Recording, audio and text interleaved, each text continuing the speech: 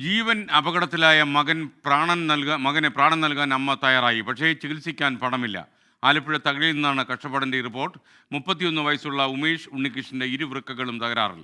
ചികിത്സയ്ക്കായി വിൽക്കാൻ സ്വന്തമായൊരു വീട് പോലുമില്ല ഈ കുടുംബത്തിന്. ഫോട്ടോഗ്രാഫർ ആയിരുന്ന ഉമേഷ് ഒരു സ്റ്റുഡിയോ നടത്തി ജീവിതം മുന്നോട്ടു പോകുമ്പോഴായിരുന്നു 7 വർഷങ്ങൾക്ക് മുൻപ് നടത്തിയ ഒരു പരിശോധനയിൽ വൃക്കരോഗമുണ്ടെന്ന് കണ്ടെത്തുന്നത്. വൈകാതെ ഇരുവൃക്കകളും തകരാറിലായി. ഇനി ജീവൻ നിലനിർത്താൻ വൃക്ക മാറ്റിവെക്കൽ മാത്രമാണ് ഏക പോംവഴി.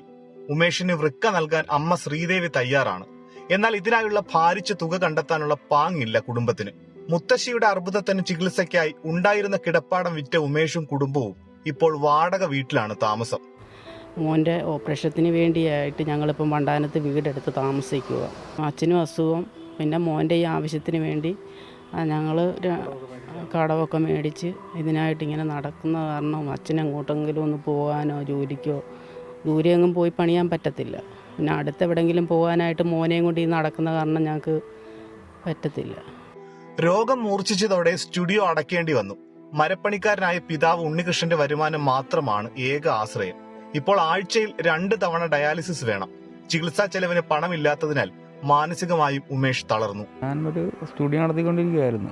അപ്പം 2016 ഇതുപോലെ വയ്യാതായിട്ട് കുഴപ്പമില്ലാതെ മെഡിസിനിലങ്ങ് പൊയ്ക്കൊണ്ടിരിക്കുകയായിരുന്നു. അപ്പം ഇതുപോലെ കഴിഞ്ഞ ഡിസംബറിലാണ് സീരിയസ് ആയിട്ട് കൊണ്ടുപോയത്. അപ്പം വീട്ടിൽ തന്നെ ഇരുന്നുള്ള വർക്കായിരുന്നു ചെയ്തത്. ഇപ്പം വർക്കും പൊതുവേ കുറവാണ്. പക്ഷേ നമ്മൾ ചെയ്യുന്നില്ല എന്നുള്ളൊരു പൊതുവെ ഇതായി ആൾക്കാർക്ക് വയ്യാതിരിക്കുന്നുണ്ട്.